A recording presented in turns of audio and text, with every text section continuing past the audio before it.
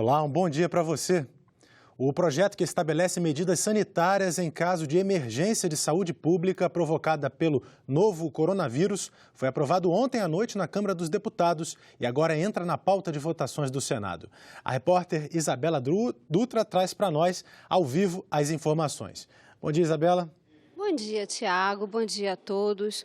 O projeto foi aprovado no fim da noite de ontem em regime de urgência na Câmara dos Deputados e deve chegar ainda agora de manhã aqui ao Senado, onde também deve ser aprovado em regime de urgência, como já determinou o presidente do Senado, Davi Alcolumbre. A proposta cria as condições necessárias para que os brasileiros possam ser trazidos da China e postos em quarentena.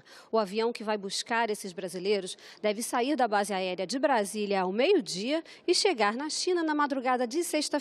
Até agora serão trazidas 29 pessoas, entre elas 7 crianças. Elas ficarão na base aérea de Anápolis e qualquer sintoma da doença serão trazidas aqui para o Hospital das Forças Armadas, aqui em Brasília. Eu vou conversar com o senador Nelsinho Trade. O senador é médico e presidente da Comissão de Relações Exteriores. Bom dia, senador. Essas medidas são suficientes para evitar que a doença se dissemine aqui no Brasil? Bom dia, Isabela. Bom dia a todos os telespectadores.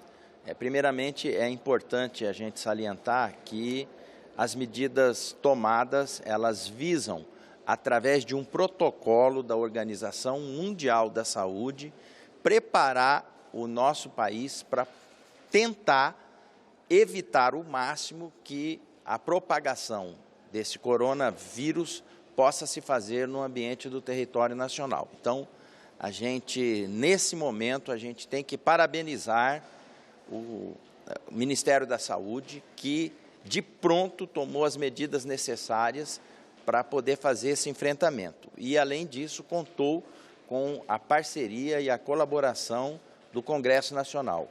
Ontem mesmo o projeto chegou na Câmara dos Deputados, houve um amplo acordo das lideranças e hoje já está aqui no Senado, que do mesmo jeito, da mesma forma, haverá de ter um consenso para que a gente possa votar isso logo hoje e fazer com que, de forma legal, essa repatriação possa ser feita de acordo com os protocolos da Organização Mundial da Saúde. O que mais pode ser feito aqui no país?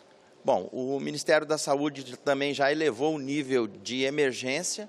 Isso possibilita destravar várias ações que possam vir a ser emperradas com a burocracia, permitir a compra direta de medicamentos, caso essa propagação desse vírus ocorra no nosso país, e estar realmente preparado para fazer com que o coronavírus possa ficar bem longe aqui do Brasil.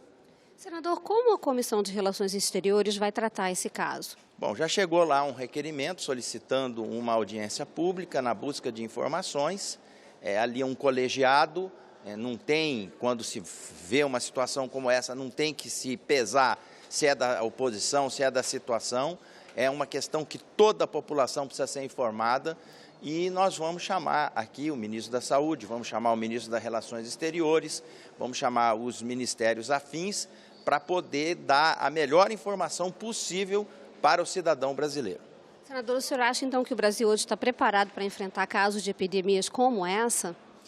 Eu digo que sim. O Brasil, através do Ministério da Saúde, eu quero ressaltar aqui o trabalho do ministro Mandetta, que tomou todas as medidas com o seu staff para poder dar todas as condições de cumprir o protocolo determinado em função de uma situação como essa pela Organização Mundial da Saúde.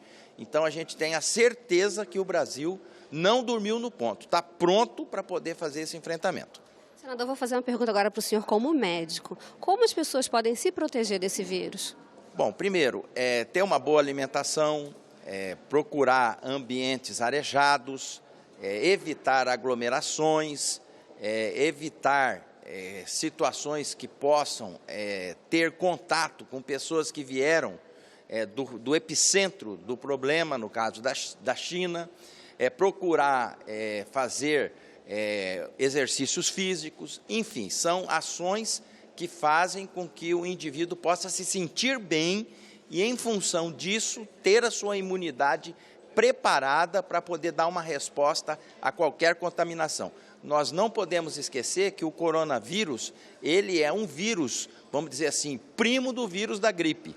Então, todas as medidas que você já sabe que tem que fazer para evitar de ficar gripado, você faça para poder, num momento como esse, afastar essa situação. E outro fator importante, que na minha avaliação nos favorece, é que nós estamos em pleno verão no Brasil.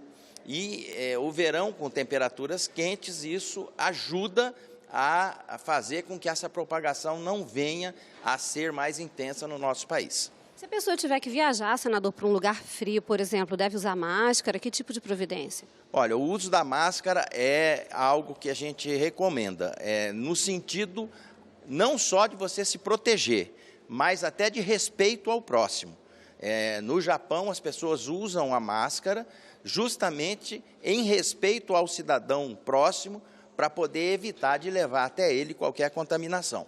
Eu penso que essas pessoas que vivem em ambiente de aeroporto, essas pessoas que têm contato com gente que vem de todo lugar do mundo, elas têm que fazer essas medidas de proteção. Lavar as mãos constantemente é algo também muito importante. Eu mesmo, presidente da Comissão de Relações Exteriores, tenho várias viagens programadas em função de compromissos que o Congresso tem para com o Mercosul e vou de máscara justamente para poder não só me prevenir, mas para respeitar o cidadão próximo em função de evitar essa propagação.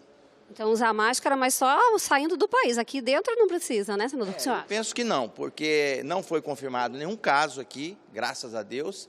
O Ministério está atuando de forma criteriosa. É muito importante essa interligação com os secretários estaduais de saúde, ou seja, o Brasil está unido, coeso, e tem um protocolo a ser seguido que o Ministério passou para os secretários estaduais de saúde, que com certeza haverão de passar para os seus secretários municipais. Tá certo. Muito obrigada, senador. Um ótimo dia para o senhor. E veja mais detalhes na reportagem a seguir. O coronavírus já colocou em alerta diversos países. Só na China, mais de 400 pessoas morreram e mais de 20 mil estão infectadas. O Brasil ainda não tem nenhum caso confirmado, mas o ministro da Saúde decretou estado de emergência de saúde pública. A justificativa é a complexidade da epidemia e o esforço do SUS para a identificação de eventuais infectados. O Executivo também encaminhou um projeto de lei para o Congresso com medidas de emergência contra o coronavírus. Os principais pontos do PL são: quarentena de pessoas suspeitas de terem contraído o vírus, a realização de exames compulsórios e vacinas e limitar entradas e saídas do Brasil. Outra sugestão do projeto é a autorização do uso de produtos sujeitos à vigilância sanitária que não tenham aval da Anvisa. Por exemplo, vacinas que tenham sido registradas por autoridades sanitárias estrangeiras. O presidente do Senado, Davi Alcolumbre, publicou no Twitter que, para garantir a celeridade no parlamento, o projeto será pautado em plenário assim que ele for analisado pela Câmara dos Deputados. Outros senadores também se pronunciaram sobre o assunto. Sou favorável que o governo dê suporte a todos os seus cidadãos em qualquer lugar do mundo onde ele estiver. Cerca de 40 brasileiros estão em Wuhan, cidade onde começou o surto. Na última semana, parte do grupo gravou um vídeo em apelo ao governo brasileiro pedindo ajuda para voltar ao Brasil. Reiteramos que não é de forma leviana que fazemos esse pedido. No momento em que essa carta está sendo escrita, não há, entre nós que a subscrevemos, quaisquer casos de contaminação comprovada ou até mesmo sintomas de infecção pelo coronavírus. Afirmamos também estarmos plenamente dispostos a passar pelo período de quarentena e observação após a nossa chegada ao Brasil e a cooperar com o governo brasileiro para prevenir o avanço da doença. Cientes de nossos deveres, como cidadãos brasileiros, aguardamos uma resposta rápida e eficiente nesse momento de urgência. E hoje vai ser realizada a primeira sessão de votações do plenário do Senado em 2020. Entre os itens da pauta está a medida provisória que estabelece uma pensão a crianças que nasceram com microcefalia decorrente do Zika vírus. A MP perde validade no dia 12 deste mês, caso não seja aprovada pelo Senado e sancionada pelo presidente da República. Ela determina o pagamento de um salário mínimo mensal vitalício a crianças com microcefalia por causa do Zika vírus.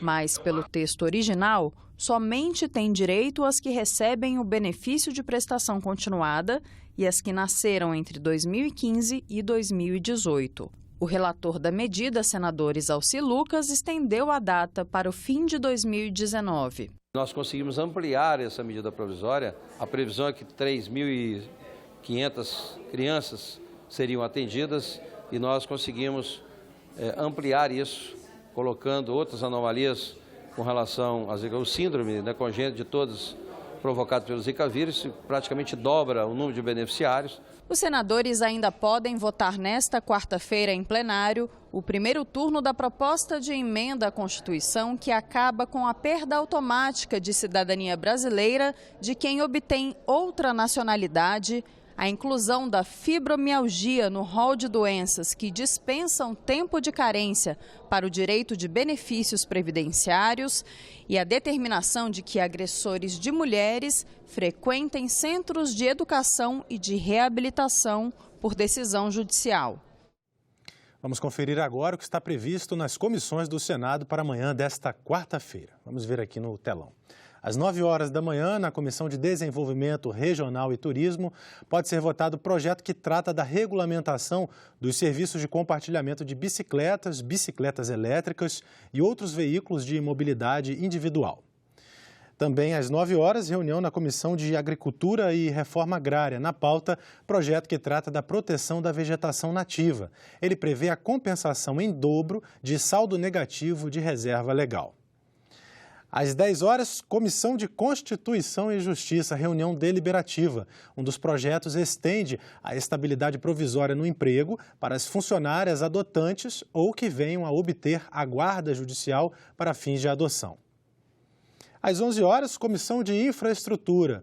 Os senadores examinam projetos. Um deles regula as condições de transporte de animais domésticos. E à 1h da tarde, a CPI das fake news faz reunião para votar requerimentos. A maioria, pedidos de informações junto a instituições públicas e a operadoras de serviços virtuais. Nessa terça-feira, na primeira sessão plenária do Senado do ano, os senadores falaram sobre as expectativas de as reformas tributária e administrativa serem votadas neste ano. Está previsto eles votar nesse ano a reforma tributária, outro grande sonho desse país, né? Fazer uma reforma administrativa importante para o bom andamento da máquina, né? Dar autonomia ao Banco Central. O processo de reformas continua e a reforma tributária, a reforma administrativa trazem para a sociedade brasileira uma esperança de que nós possamos avançar e devolver ao Brasil os seus tempos áureos de crescimento. A reforma administrativa está para chegar no Congresso. Acaba com a estabilidade. Avisam que vai ter redução do salário dos servidores. Sabe-se que há uma nova reforma trabalhista, também sendo enjambrada nos palácios, uma nova reforma trabalhista. Mas os senadores que integram a Comissão de Assuntos Econômicos acham difícil o Congresso votar a reforma tributária ainda no primeiro semestre. Um dos motivos é a falta de uma proposta clara do governo. A mensagem do governo lida na reabertura dos trabalhos do Congresso na segunda-feira destacou entre as prioridades de 2020 a reforma tributária. O presidente da Câmara, Rodrigo Maia, foi além e disse que a reforma pode ser votada em 3 meses. Os senadores da Comissão de Assuntos Econômicos do Senado, na primeira reunião do ano nesta terça-feira, duvidaram da previsão. Lembraram que a Comissão de Deputados e Senadores, com a finalidade de unir o texto da Câmara e do Senado, nem começou a funcionar e que não conhecem a posição do governo. Não é tão simples aprovar uma reforma tributária como o presidente Rodrigo Maia disse, não, quero aprovar em 3 meses. Olha que desde quando me entendo por gente, se fala em reforma tributária nesse país. Confesso, presidente, que fico constrangido e embaraçado quando as pessoas me perguntam se nós vamos realmente aprovar nesse primeiro semestre a reforma tributária. E eu digo, eu não sei qual é a reforma tributária que está se falando.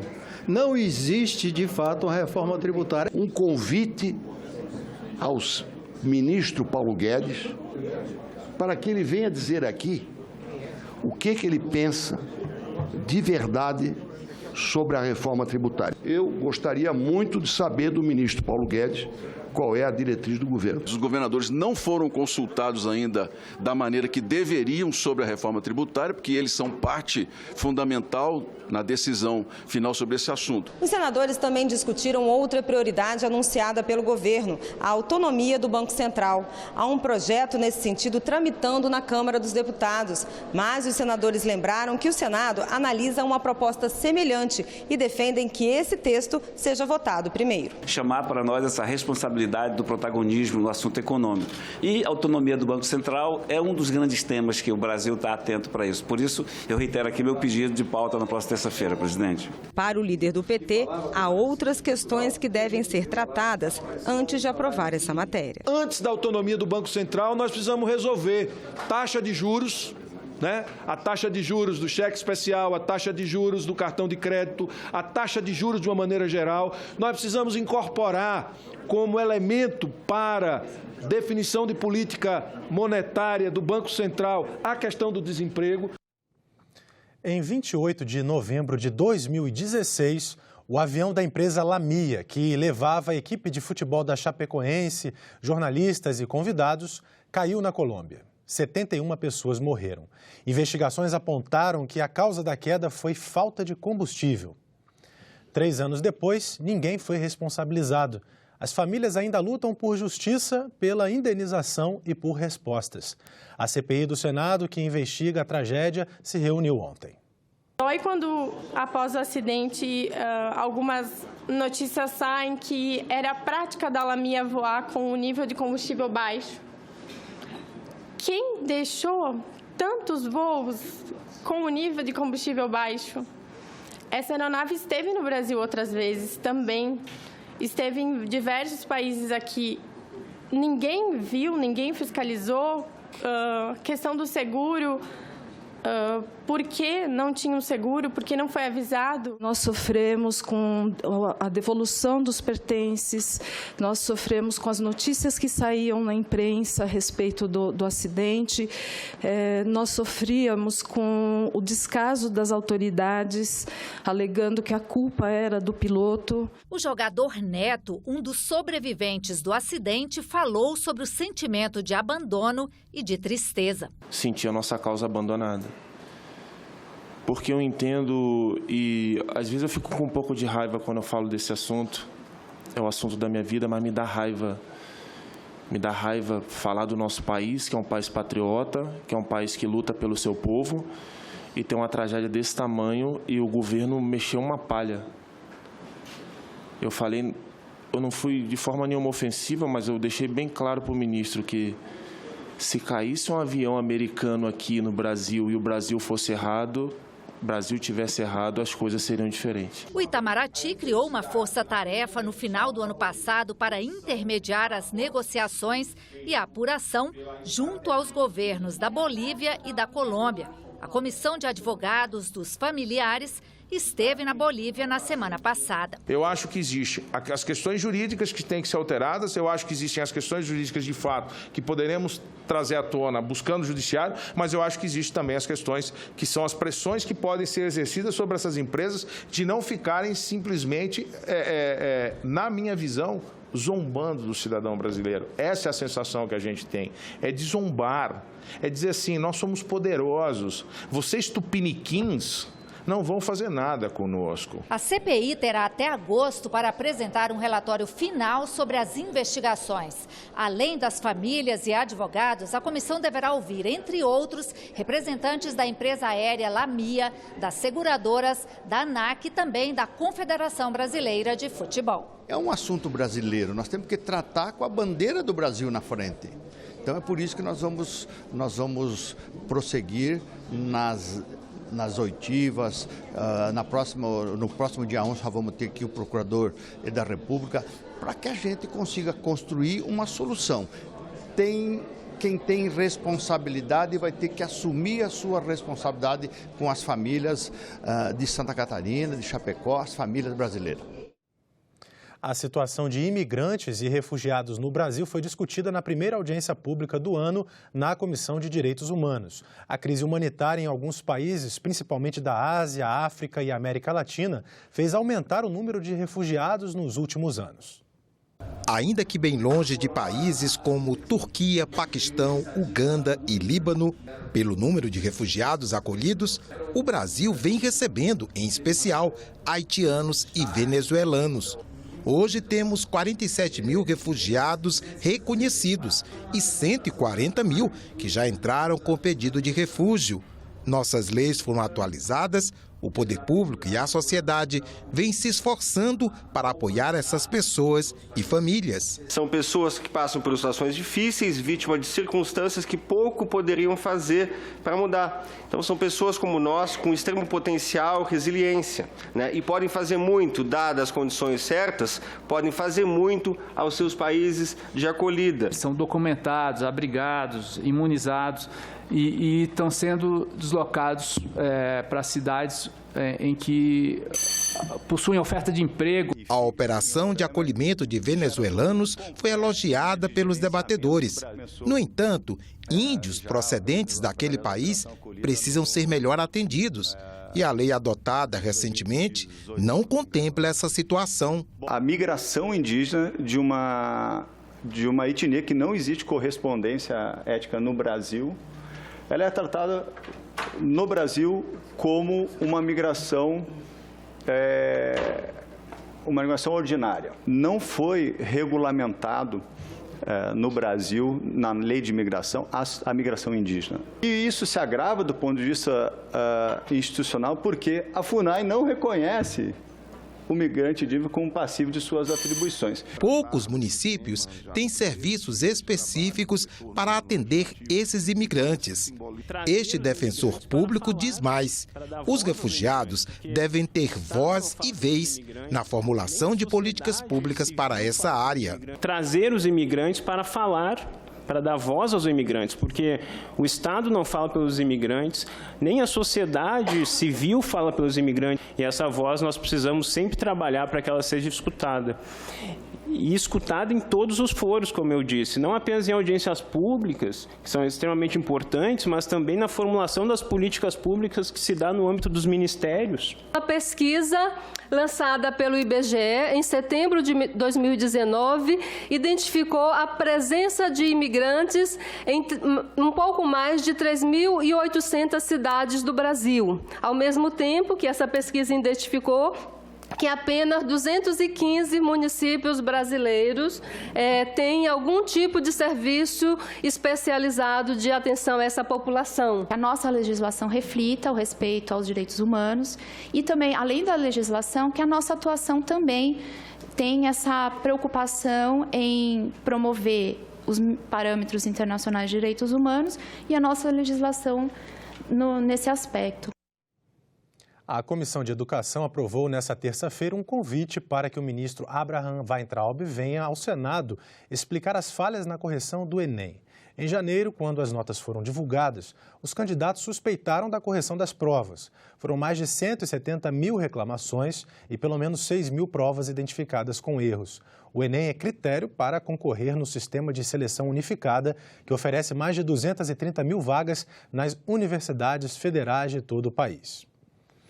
Na primeira coluna da Instituição Fiscal Independente deste ano, o diretor executivo da IFE, Felipe Salto, fala sobre as metas em 2020 para a retomada da economia, citadas pelo presidente do Congresso, senador Davi Alcolumbre, no discurso de abertura dos trabalhos legislativos. O presidente Davi Alcolumbre anunciou na abertura dos trabalhos legislativos que a prioridade deste ano no Congresso Nacional vai ser o encaminhamento das chamadas reformas econômicas. a reforma administrativa, a reforma tributária e também as chamadas PECs fiscais. A proposta de emenda à Constituição que trata da emergência fiscal, também a PEC dos fundos públicos e a PEC do Pacto Federativo. O avanço das reformas, como a tributária, pode ajudar a recuperar o crescimento econômico no médio e no longo prazo. De outro lado, numa outra frente, o avanço da chamada PEC emergencial pode ajudar a resolver a crise fiscal pela qual o Brasil ainda passa. Em 2019, segundo dados divulgados recentemente pelo Banco Central, a dívida bruta do governo geral encerrou o ano passado em 75,8% do PIB. Uma queda em relação a 2018, mas ainda um patamar muito elevado. Essa queda foi fundamentada, sobretudo, na devolução de recursos do BNDES para o Tesouro e também na venda de reservas internacionais pelo Banco Central para conter o avanço à alta do dólar. Esse contexto, ainda complicado nas contas públicas, vai exigir que o Congresso e o Poder Executivo avancem nessa agenda econômica. A PEC da emergência fiscal permitiria que medidas automáticas de ajuste fossem adotadas de imediato, já a partir da promulgação dessa proposta de emenda à Constituição.